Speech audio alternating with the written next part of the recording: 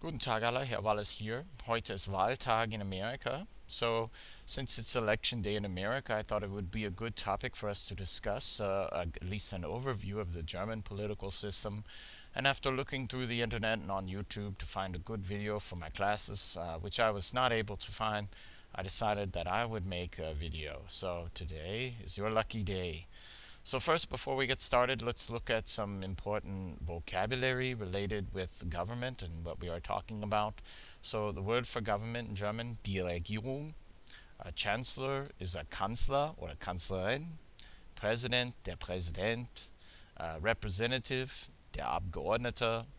Vote, the actual verb to vote, wählen. So heute muss ich wählen. Election day, Wahltag.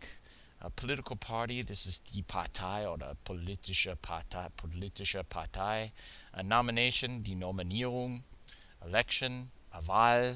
Politician is ein Politiker. Constitution in Germany is known as the Grundgesetz. And the federal Congress is the Bundestag. And the state Congress is called the Landtag.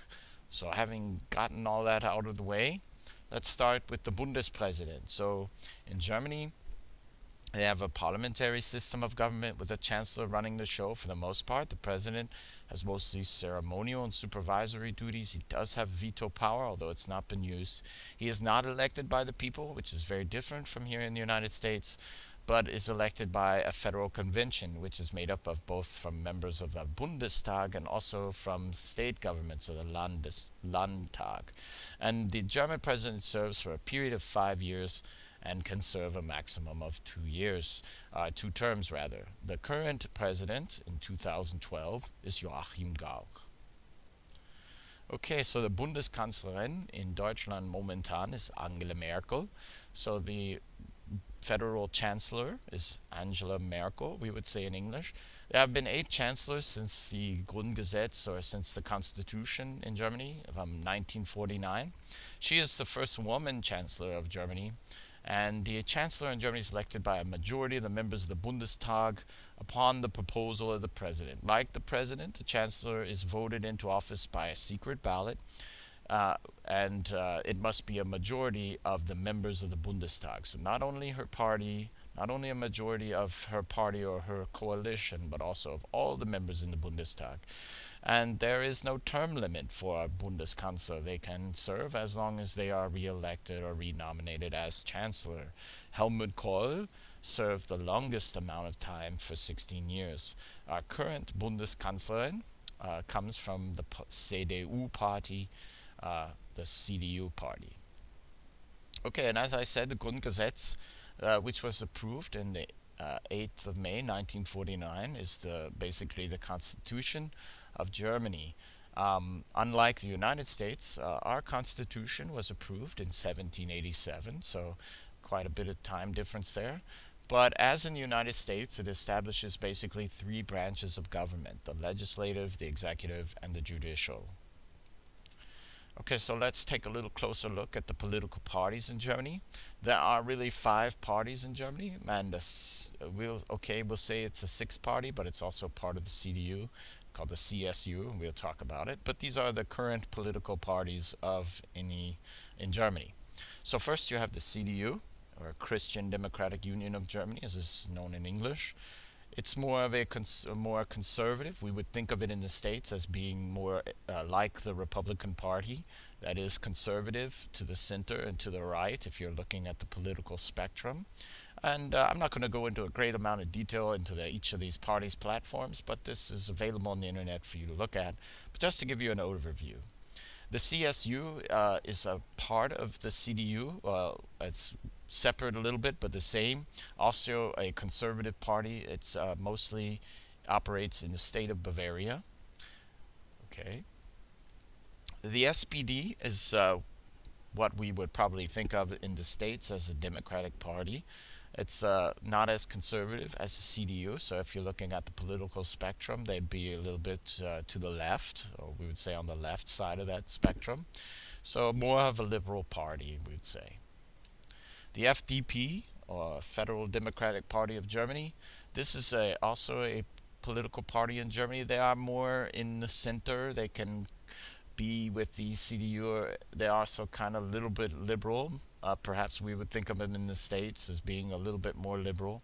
But they are currently in a coalition government with the CDU in Germany as of this year, 2012. Die Linke, just as you would think, a left party, a liberal party. Many people consider them to be the far left in Germany. So this also is a party. And then the final party worth mentioning in German politics at the moment is the Bundes 90 or Die Grünen, the Alliance 90 or the Greens. This party is also more liberal, environmentally conscious party. So think of them like that. Okay, so the Bundestag is the Congress in Germany, or what we would think of as in English, what we have in America, the Congress. In Germany is called the Bundestag. The Bundestag is made up of the Bundestag, which is the lower house, considered the lower house of this legislature, and then the Bundesrat, which is considered the upper house. Now, in Germany, the Bundestag is voted on by the people. So you get elected to the Bundestag by a popular vote. The Bundesrat, however, is not voted on by the people, but by the governments, the state governments. So the state governments actually determine who's going to be in the Bundesrat, not the other way. So in America, this is a source of confusion because we have the House of Representatives, and then we have the Senate, and both houses in our legislature get directly voted on by the people. But in Germany, it's different. Only the Bundestag is voted on by the people, whereas the Bundesrat is voted by our proxies, in other words, our state governments. Okay, so as I said, the Bundestag is a legislative body in Germany. In practice, Germany is governed by a bicameral legislature. That means a two-house legislature, of which the Bundestag serves as the lower house, and the Bundesrat is in the upper house. And the Bundestag was established by the Basic Law, Grundgesetz, in 1949 as a successor to the Reichstag. It meets in the Reichstag building in Berlin, okay, this is a picture of. So the Bundestag meets in this building, the Reichstag. Okay, so here's a picture of it, and if you ever have a chance, you should visit it. You can take a tour and see it actually in session. Okay, so this is currently the 17th Bundestag in America, 2012. I think we are at the 112th Congress. So in Germany right now, 2012, you have the 17th Bundestag, which has 622 members, of which you see the breakdown, a current breakdown as far as the actual number of seats that each party has. Elections for the Bundestag are held every 4 years. Okay, the Bundesrat is also a legislative body. It's considered the upper house. We can think of it as the upper house, but it represents the 16 German states at the federal level. It is held at the former Prussian House of Lords in Berlin, which this is a picture of, and it has 69 members. Bundesrat members are not elected, but are delegated by the respective state governments. So that's very different from what we have here in the States, and a picture of the Bundesrat.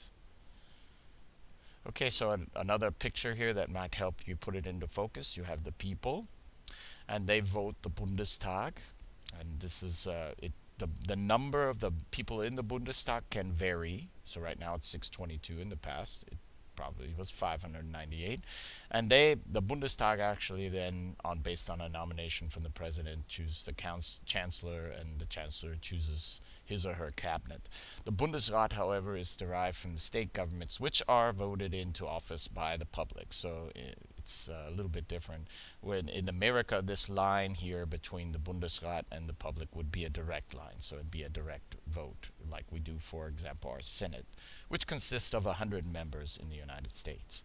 Okay, so I hope that was a good overview for you, and hope to help to answer some questions about German government and how it's structured, and just the basics of the parties involved currently. Vielen Dank und auf Wiedersehen.